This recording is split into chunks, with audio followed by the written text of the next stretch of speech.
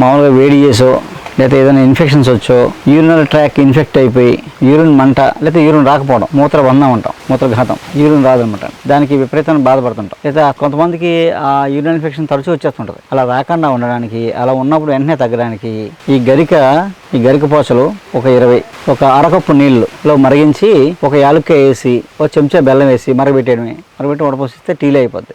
అది పొద్దున్న, మధ్యాహ్నం, సాయంత్రం 3 పూటలు తాగారనుకోండి, ఇక తాగగానే 10 నిమిషాల్లో యూరిన్ ఫ్రీ అయిపోద్ది అనమాట. ఆ మూత్రబంధం వెంటనే తగ్గిపోద్ది అనమాట.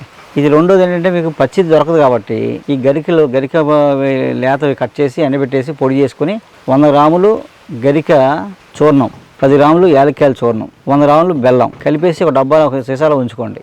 ఇలా యూరిన్ ట్రాక్ ఇన్ఫెక్షన్ వచ్చినప్పుడు, యూరిన్ అవనప్పుడు, యూరిన్ మంట వచ్చినప్పుడు, లేదా యూరిన్ ఒక పెయిన్ వస్తున్నప్పుడు ఒక అరకప్పు వేడి నీళ్ళలో చెంచా పొడి కలుపుకొని తాగేస్తే వెంటనే నిమిషాల్లో ఆ బాధ ఫ్రీ అయిపోతుంది అనుకోండి. ఇలా తరచూ వచ్చే వాళ్ళు ఉంటే అంటే ఆ ప్రాబ్లం కంటిన్యూ సంవత్సరానికి ఏడిపోతుంది అనుకోండి, ఒక 40 days రోజు టీలో తాగండి పొద్దునే, ఆ యూరినల్ ఇన్ఫెక్షన్ పూర్తి తగ్గిపోతుంది.